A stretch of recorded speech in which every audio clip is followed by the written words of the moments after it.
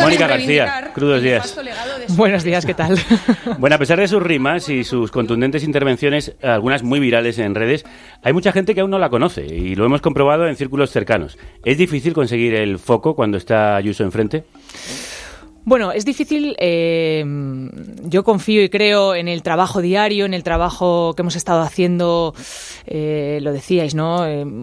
Comisión a comisión, ¿no? Pleno a pleno. Y es difícil cuando es verdad que el foco de la política está en el histrionismo, está en el, ¿no? en el espectáculo, que salga a relucir realmente el trabajo de hormiguita. Eso sí que es difícil. Pero como llevamos muchos años y somos muchas hormiguitas, yo creo que al final algo ha salido.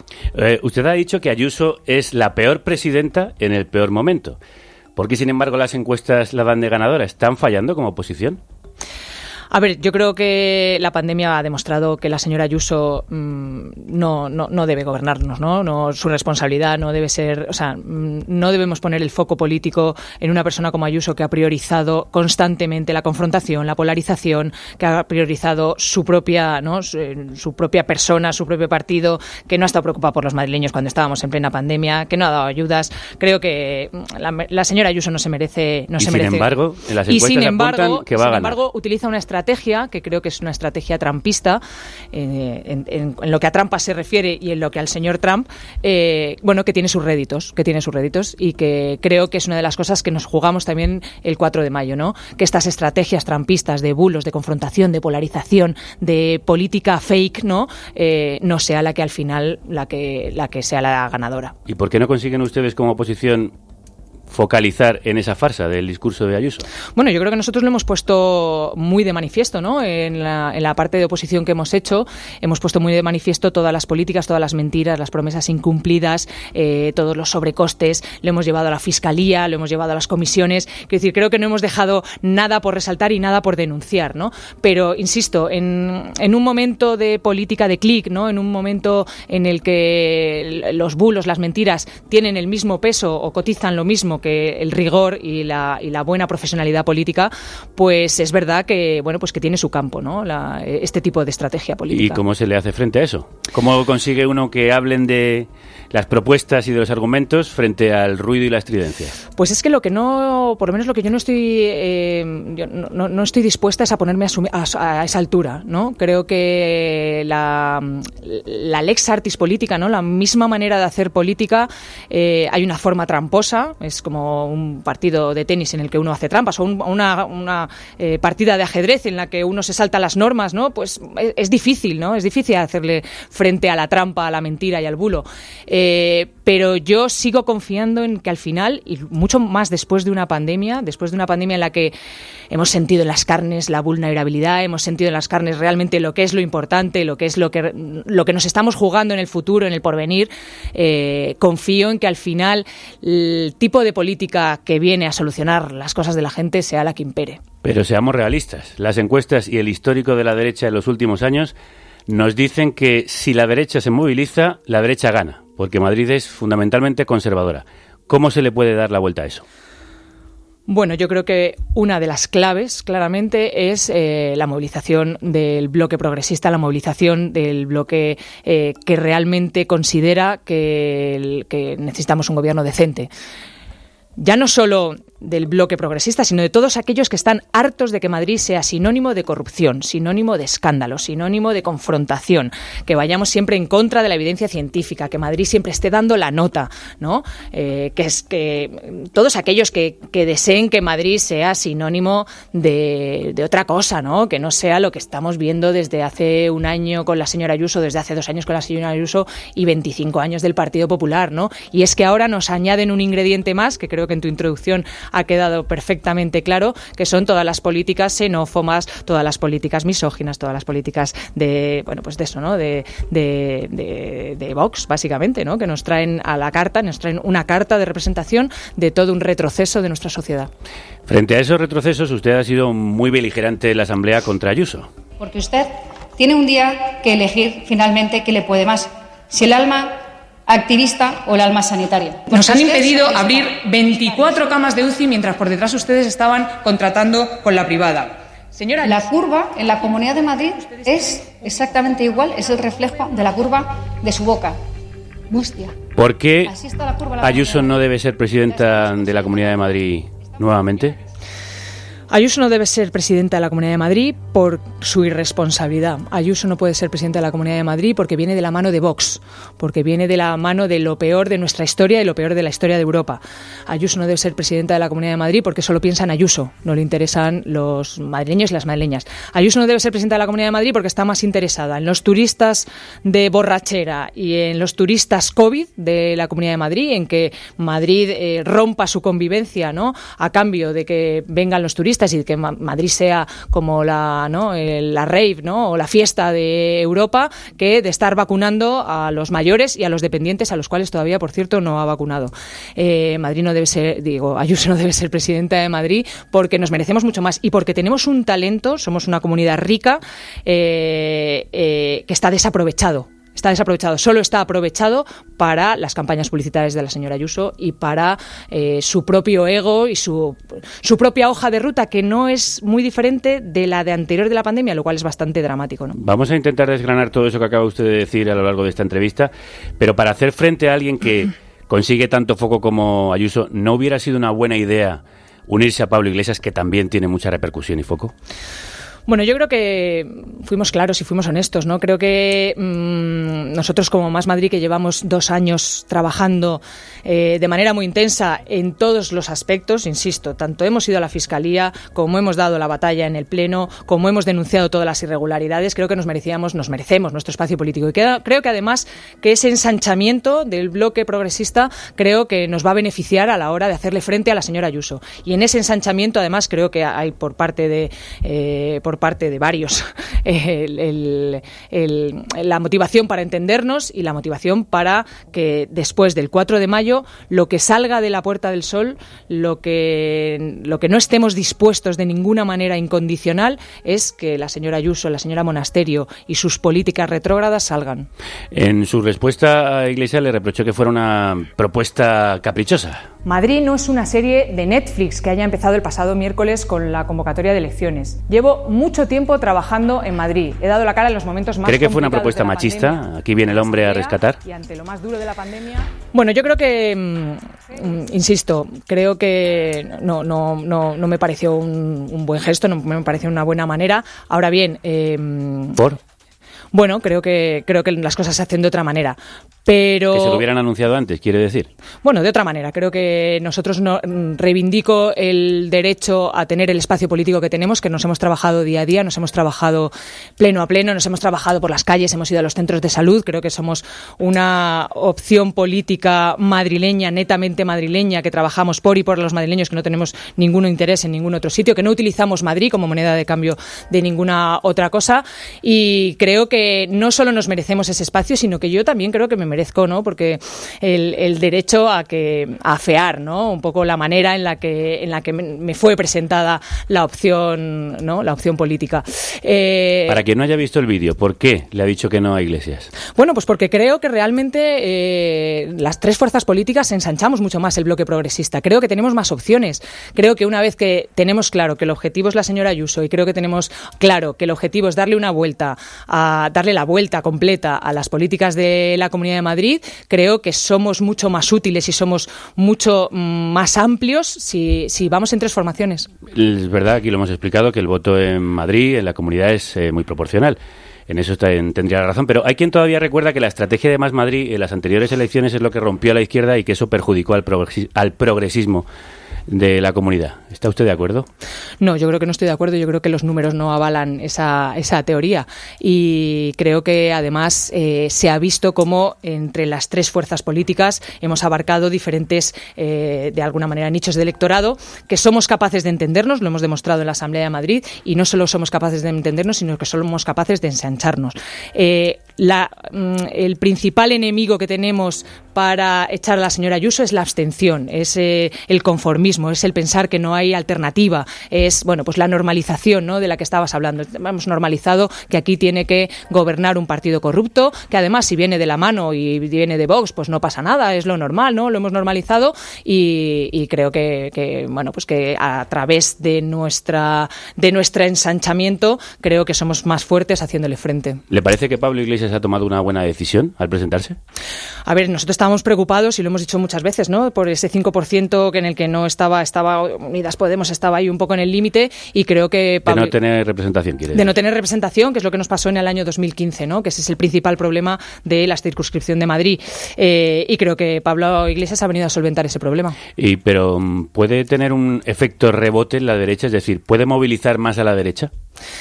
A ver, yo creo que la derecha en Madrid está lo suficientemente movilizada ya, ¿no? No sé qué porcentaje puede movilizar más. Lo que sí que es verdad es que, pues eso, ese problema, ¿no?, o ese desvelo que teníamos con que Unidas Podemos no llegara a ese 5%, pues creo que está solventado. ¿Y usted teme que le pueda restar protagonismo y votos a ustedes? Bueno, yo es que sigo confiando, insisto, en el trabajo que llevamos haciendo en la Comunidad de Madrid, y sigo confiando en que nuestra opción política es una opción política independiente, es una opción política que viene a reforzar la parte feminista, que viene a reforzar la parte de transición ecológica, la parte verde. Somos los que hemos traído Madrid Central, creo que somos valientes a la hora de traer las políticas, y la parte de justicia social, de defensa de los servicios públicos, y en eso... yo llevo 10 años defendiendo la sanidad pública, llevo 2 años bregándome con la señora Ayuso en la Asamblea y en el hospital, compatibilizándolo, y creo que en eso tenemos un ADN que es incuestionable, ¿no? Pero ¿en qué se diferencia ese ADN del de Unidas Podemos? Porque vienen del mismo ámbito, y lo que acaba de decirme cuadra perfectamente con la propuesta programática del partido de Iglesias. Sí, pero insisto, es que nosotros llevamos en la Comunidad de Madrid 2 años trabajando. Sí, pero le pregunto, ¿cuál es la sí. diferencia con Podemos? Vale, mira, nosotros somos una fuerza regional, somos una fuerza madrileña. No tenemos ningún interés en ningún otro lugar. Nos vamos a quedar aquí en la Comunidad de Madrid. Yo he estado en la Comunidad de Madrid, me voy a seguir quedando en la Comunidad de Madrid. Me interesa lo que más, la política regional. Bueno, también Íñigo Errejón se fue de la política regional a la nacional y pertenece a la misma formación. Sí, y ha defendido las políticas de la Comunidad de Madrid, ¿no? Es el diputado por Madrid, o sea que ha defendido las políticas por Madrid y ha llevado incluso a las enmiendas muchas de las políticas que necesitamos en la Comunidad de Madrid, ¿no? Creo que nosotros traemos una formación que está en expansión, una formación que está sintonizada con el siglo XXI y que, insisto, que vuelve a traer todas las políticas feministas, verdes y de justicia social para ponerlas encima de la mesa y para realmente llevarlas a cabo. Ángel Gabilondo, el candidato del PSOE, ha dicho durante una entrevista en La Sexta, ayer mismo, que pactarían con Ciudadanos y con ustedes, con Más Madrid, pero no con Unidas Podemos. Prefiero con Iglesias no, prefiero con Iglesias no, con Iglesias no. ¿Ustedes se unirían a PSOE y Ciudadanos sin Podemos? A ver, a mí es que me parece que las palabras del señor Gabilondo son desafortunadas, ¿no? Creo que no estamos para vetos, no está el horno para vetos. Habrá que explicarle muy despacito y muy concienzudamente a los madrileños y madrileñas quién pone vetos para evitar que la señora Ayuso siga gobernando, ¿no? Que esa es nuestra principal prioridad. Yo siempre pongo el ejemplo de que yo tengo la sensación de que la política de la Comunidad de Madrid está en la UCI. Nos tenemos que preocupar de eso. Y ahora mismo creo que solo hay una alternativa que pueda sacarla de la UCI, y entonces todos aquellos que estén pensando en otro tipo de estrategias políticas creo que se equivocan. No estamos para vetos, estamos para todo lo contrario, y creo que desde Más Madrid, dentro de nuestro ADN, está la transversalidad y hablar con todos. Bueno, pero precisamente porque está la transversalidad en su ADN, si la posibilidad, si el escenario diera un gobierno PSOE Ciudadanos que excluyera a Podemos, ¿entraría Más Madrid? ¿Qué Ciudadanos? ¿Qué tipo de Ciudadanos? Claro, también le puedo preguntar si usted pactaría con Ciudadanos que ha estado en el gobierno de Ayuso. Claro, es que primero tengo que saber qué es Ciudadanos. Primero tienen que saber ellos, a ser posible, ¿no? ¿Va a ser el mismo Ciudadanos que le ha puesto la alfombra roja a Vox? ¿Va a ser el mismo Ciudadanos que hizo un fiestón el día de las elecciones porque sabía que iba a ir de la mano de Vox? ¿Va a ser el mismo Ciudadanos que ha apuntalado al partido más corrupto durante los últimos 5 años? ¿Con qué Ciudadanos estamos hablando? ¿O va a ser el Ciudadanos que se ha dado cuenta que su batacazo, ¿no?, como opción política tiene que ver con ser parte más, ¿no?, de esa derecha trampista, ¿no? ¿Con qué Ciudadanos? Primero tendremos que ver, ¿no?, qué Ciudadanos nos ofrecen, que no sé si lo saben ellos todavía, y luego tendremos que ver. Pero yo creo que ahora mismo las fuerzas progresistas somos todas necesarias Y creo que todas, desde nuestro rol y desde nuestro ámbito político, creo que no estamos para vetos. ¿Le parece que Ángel Gabilondo ha sido un jefe de oposición pasivo? Me parece que en el momento crítico, en el momento en el que estábamos a las puertas o metidos en una crisis sanitaria y a las puertas de una crisis social y económica en la que la señora Ayuso ha mantenido esa hoja de ruta, ¿no?, que tiene que ver con el desmantelamiento de nuestros servicios públicos, que tiene que ver con, pues eso, la política de confrontación, me parece que el Partido Socialista no ha estado en consonancia con la realidad y la gravedad. ¿No ha comparecido? No ha comparecido o no ha estado sintonizado con la gravedad, ¿no? No ha estado sintonizado. Habrá que preguntarles a ellos por qué, pero no ha estado sintonizado con la realidad y la dureza y la crudeza que estábamos viviendo en la Comunidad de Madrid. Sobre esa dureza vamos a empezar a hablar. Ha sido usted especialmente crítica con la construcción del Hospital de Pandemias Isabel Zendal. Que lo vamos a llamar hospital porque llamarlo plató televisivo de la señora Ayuso nos parece incluso obsceno. Un hospital fake que necesita de atrezo a sanitarios que ustedes van a sacar de los hospitales, por cierto, a los más eventuales y a los más precarios, de unos hospitales que ya están colapsados y saturados. ¿No ha venido bien tener un hospital para pandemias? Ha venido bien para hacerle publicidad a la señora Ayuso. Es que hay que recordar que hizo un hospital sin sanitarios. Hay que recordar que ha sido un hospital que ha sido una plataforma de contratos, ¿no? Algunos con sobrecostes y desde un concepto que nosotros tenemos, ¿no?, de una plataforma de chanchullos, y ha sido un hospital que le ha servido únicamente y exclusivamente a la señora Ayuso y que no ha servido para descongestionar nuestro sistema sanitario, que por cierto lleva colapsado 10 de los últimos 12 meses. ¿No está ahora mismo mucho más tranquilo el sistema hospitalario madrileño? Pues está en una calma tensa. Llevamos en una calma tensa desde hace mucho tiempo, ¿no? El problema de la Comunidad de Madrid no ha sido la subida y la bajada de las incidencias, que eso pasa en cualquier epidemia, sino, por decirlo de alguna manera, el área de abajo, la curva, la cantidad de tiempo que hemos estado con los hospitales colapsados. Y eso obviamente no lo ha solucionado el Zendal. El Zendal ha solucionado los contratos que tendría pendientes la señora Ayuso, pues con constructoras o con amiguetes, pero no ha venido a solucionar el problema de la pandemia. ¿Qué habría que haber hecho entonces? Bueno, pues es por lo pronto reinvertir ese dinero en profesionales, reinvertir ese dinero en una buena planificación, hacer que realmente pues la sobresaturación de nuestros hospitales no haya estado desde el minuto 1. Y por otra parte, prevenir las olas, que es que somos la única comunidad que hemos decidido que el virus campe a nuestras anchas. Sin embargo, la gente tiene la sensación de que aquí las cosas funcionan, todo sigue en marcha y de hecho la curva de contagio no está muy por encima del resto de comunidades. Es que, insisto, es que lo que mide una pandemia no es la curva de contagios. Lo que mide una pandemia es las consecuencias que nos ha dejado esta pandemia. Y somos una comunidad que tenemos un exceso de mortalidad por encima del resto de España, que, por supuesto, tenemos una tasa de letalidad por encima del resto de España, que tenemos quiero decir que hemos sufrido en mortalidad, en ingresos y en ingresos en UCI más que el resto de España. Usted sigue ejerciendo durante la pandemia, lo hemos contado. ¿Qué opinan sus compañeros de cómo está gestionando Ayuso la sanidad? Bueno, yo creo que ahí ha habido, me atrevo a decir, ¿no?, casi unanimidad, porque es que nos hemos visto abandonados. Es que en el momento en el que más necesitábamos a un gobierno, en el que más necesitábamos apoyo, en el que más necesitábamos que la sanidad pública realmente fuera un referente y no te digo que se fueran a revertir todas las políticas de los últimos 10 años, porque eso era muy complicado, ¿no? Pero sí, por lo menos, poner algo por parte del gobierno para que funcionáramos mejor. Entonces creo que nos hemos sentido todos absolutamente abandonados, ¿no? Y hemos visto con bastante frustración cómo las olas iban y venían, cómo las UCI se nos llenaban, se nos seguían llenando, cómo venían pacientes, y ahí no había nadie que hubiera hecho nada para evitarlo. ¿Qué propone Más Madrid para la sanidad madrileña? Bueno, yo creo que proponemos, de hecho, creo que ayer estábamos viendo las propuestas, ¿no?, del grupo que tenemos sectorial de salud, y creo que vamos por unas 60 páginas, ¿no? O sea que ganas, ideas y talento creo que nos sobra. Ahora bien, ¿qué es lo más urgente, claro, lo inmediato? Lo más urgente es la pandemia. Estamos en una pandemia, seguimos en una pandemia. Nos hemos olvidado, hemos naturalizado, ¿no?, que fallezcan 20, 30, 50 personas.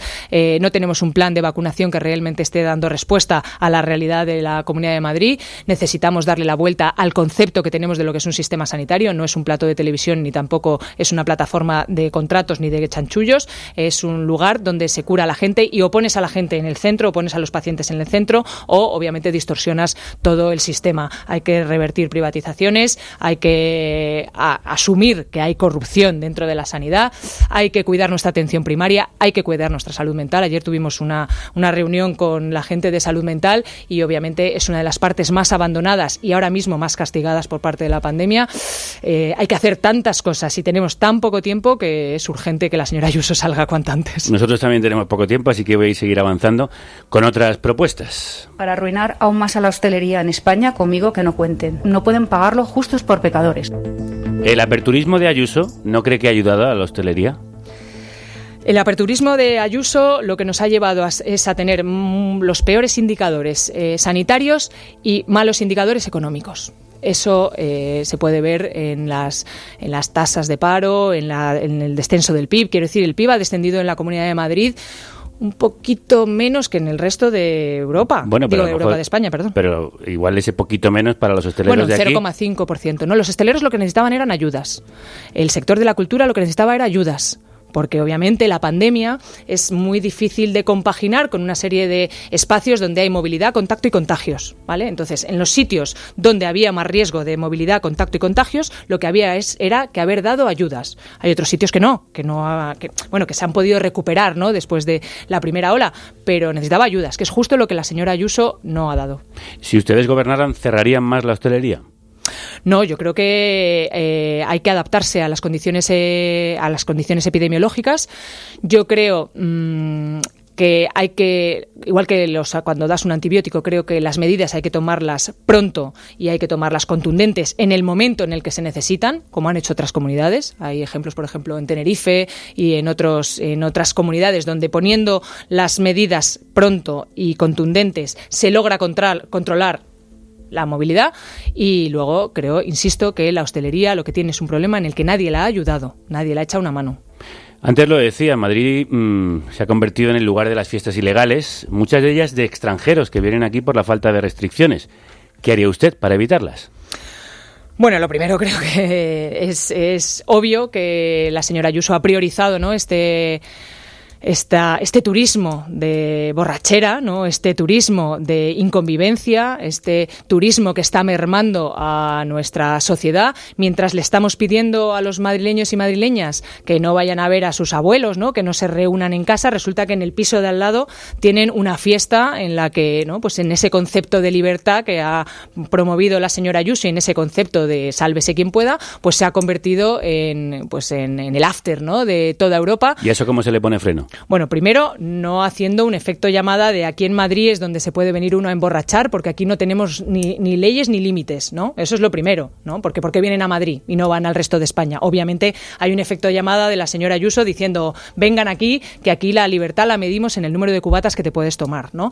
¿Y lo segundo? Y lo segundo, primero haciendo controles, ¿no? Haciendo inspección de todas esas, haciendo controles de todas esas fiestas, limitando, obviamente, realmente la movilidad en los momentos en los que estamos en incidencias altas, pero creo que es fundamental, que es que tenemos un cartel de neón en toda Europa que dice, vengan ustedes aquí a hacer la fiesta, ¿no? Y eso la señora Ayuso creo que es culpable, ¿no?, de este cartel de neón que tenemos, y tiene que ver con ese concepto político de lo que es la libertad, que la libertad, tienes libertad para contaminar, tienes libertad, ¿no?, para emborracharte, tienes libertad para fastidiar al prójimo, tienes libertad para que el vecino no pueda dormir, etcétera, etcétera, ¿no? ¿Y limitaría los alquileres turísticos?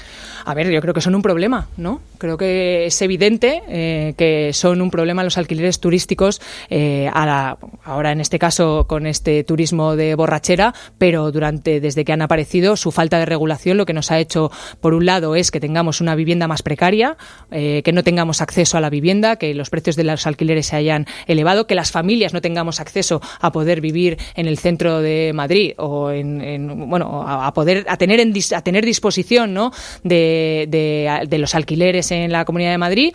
Y bueno, pues insisto, creo que es un problema de primer orden. Habría que ponerles límite, entonces. Hombre, claro. Claro, habría que regularlos, por supuesto. De la misma manera que habría que regular los precios de los alquileres. Bueno, regulación ya existe. Sí, lo que pasa es que es una regulación laxa, ¿no? Creo que... ¿Y cuál sería la que propondría más Madrid? ¿Con respecto a los pisos turísticos sí. o con respecto a la... Bueno, pues limitar los días, ¿no? Limitar el concepto, limitar de alguna manera que son los grandes tenedores, ¿no? Son grandes multinacionales, al final no son propietarios, ¿no? Nos lo han También vendido. También los hay, pero menos, ¿no? Entonces, dejar de hacer esa política del fondo buitre, ¿no? El fondo que viene a aprovecharse de bienes tan primordiales como es la vivienda. La vivienda es un derecho y no tiene peros detrás. No es un derecho, pero también es un bien de consumo y es un bien mercantil. No, la vivienda es un derecho. Y si tenemos eso en el centro, y viene en un articulín de la Constitución, si lo tenemos eso en el centro, creo que el resto de las políticas tienen que girar en torno a eso, ¿no? Y en esas políticas de vivienda, ¿ustedes son más favorables a limitar el precio de los alquileres, como propone, por ejemplo, Podemos, que hay ahora mismo una disputa en el gobierno, o darle ventajas fiscales a los arrendadores, como dice el PSOE? Claramente la propuesta del PSOE es fallida, hace un diagnóstico equivocado y por lo tanto da un tratamiento equivocado, ¿no? A beneficiar fiscalmente a los propietarios, está claro, ¿a quién beneficia? A los propietarios. ¿Quién tenemos el problema en la Comunidad de Madrid y en el resto de España? Los inquilinos. No puede ser que los jóvenes, por ejemplo aquí en Madrid, se gasten entre el 80 y el 90% de su sueldo en los alquileres y una familia normal se gaste entre el 40 y el 50%. Que los madrileños y madrileñas no podamos emanciparnos, no podamos separarnos, no podamos divorciarnos, no podamos, pues tengamos que convivir, ¿no? Tengan que convivir los chavales de 30 años entre tres en un piso porque si no, no pueden acceder a... No les da la vida, ¿no? Es un problema de primer orden. Es que es un problema. ¿Y cuál es la solución de Más Madrid? Bueno, es que yo creo que hay soluciones que se han puesto en marcha en muchos países que deberíamos ponerlas aquí y que tienen que ver efectivamente con la regulación del precio de los alquileres, ¿no? Que la vivienda no sea un bien de mercado. La OMS lo decía con respecto a la sanidad, ¿no? Y decía, igual que la sangre es un bien de primer orden, no puede dejarse en las manos del mercado, la vivienda también. Otra cosa es que haya gobiernos que hayan hecho antes de inmobiliaria que de gobierno, ¿no? Y que hayan protegido a las inmobiliarias, ¿no? Al negocio que hay detrás de la vivienda, que proteger a los que tenemos que vivir, ¿no? En los lugares. ¿Y también construirían más vivienda social? Obviamente hay que recuperar toda esa vivienda social que, por ejemplo, la señora Ayuso no quiere recuperar de manos de los fondos buitre. Hemos dejado nuestro derecho constitucional a la vivienda, se lo hemos dejado, ¿no? a los fondos de inversión y claro, tenemos 3.000 viviendas que no quiere recuperar la Comunidad de Madrid y que son del patrimonio de los madrileños y las madrileñas, y creo que obviamente una de las políticas que necesitamos es políticas verdaderas y contundentes con respecto a la vivienda social. Pues eso lo necesita especialmente la gente, por ejemplo, de la Cañada Real. Si alguien ha tenido abandono y sufre una precariedad extrema, son los habitantes de esa zona de Madrid que han pasado el invierno sin luz, una situación dramática que ha afectado a miles de familias, niños y ancianos. ¿Qué harían ustedes para ayudar a la Cañada Real, para acabar con esa lacra? Pues mira, la Cañada Real, que nosotros hemos estado visitándola y hemos estado en contacto, por cierto, con unas asociaciones de mujeres absolutamente maravillosas que se han creado allí, ¿no? Es el ejemplo de crueldad mayor que hay en la Comunidad de Madrid. A 14 kilómetros de la Puerta del Sol tenemos el mejor ejemplo de cómo se puede hacer política de crueldad, ¿no? Estamos hablando de 1.800 niños que han pasado este invierno que ha sido absolutamente terrible sin luz, sin calefacción, sin poderse bañar, sin poderse calentar, ¿no? Y claro que hay soluciones. ¿Cómo no vamos a poder solucionar eso? Pues si hemos llegado a Marte, ¿no? ¿Cómo no vamos a poder solucionar la Cañada Real? Lo que pasa es que seguramente pues por detrás... ¿Cómo lo solucionaría? Hay intereses. Hay varios proyectos dentro de la Cañada Real, ¿no? Porque creo que entre los sectores no es lo mismo el sector 5 y el sector 6, no. Claro, que tiene de alguna manera tiene que tener soluciones habitacionales y de hecho creo que están en marcha. Lo que pasa es que van a ritmo, ¿no? Igual que el Zendal va, ¿no? A ritmo de salsa, esto va a ritmo, ¿no? Ahí no me preocupa mucho, ¿no? Y luego hay otras soluciones que tienen que ver con los otros sectores que están más asentados, que hay que legalizarlos y bueno, creo que encima de la mesa dentro del Pacto Regional por la Cañada Real, creo que se sentaban todos los actores para poder darle una solución a las diferentes realidades que tiene la Cañada Real. ¿Tienen el apoyo en Más Madrid de la exalcaldesa Manuela Carmena? Bueno, yo me escribí la semana pasada, me dio su apoyo y me dio ánimos y básicamente me dio sus consejos y yo tengo muy buena relación con la señora Carmena. ¿Podrían contar con ella para las listas? Uy, yo no me atrevería tanto. Creo que cuando la señora Carmena decidió que salía de verdad. Una última, pero no menos importante. ¿Usted por qué entró en política? Pues porque me gusta, la verdad. Porque le veo un enganche con la medicina, ¿no? Siempre recuerdo una cita, ¿no?, de uno que se llama Rudolf Virchow, que era un político y médico alemán, que decía que la medicina es una ciencia social y la política no es otra cosa que medicina a gran escala. Me creo que la política puede cuidar, puede curar, puede sanar. La política tiene que hacer diagnósticos. Me gusta la evidencia científica en la política y, bueno, me parece que la política es la mejor herramienta transformadora que tenemos, pese a que algunos intenten que no lo sea. Me he enterado que toca usted el piano. Bueno, lo toqué de pequeña y luego estuve en un grupo con mi hermano. Y con este piano saltarín que empieza este tema de Racalmuto, el grupo de Miguel. El tema se llama Powerhouse, la casa del poder. Esperemos que esa casa se transforme en lo que debe ser, la casa del pueblo. Mónica García, suerte en las elecciones. Muchísimas gracias. Ahora Carne Cruda diario, solo si tú nos ayudas.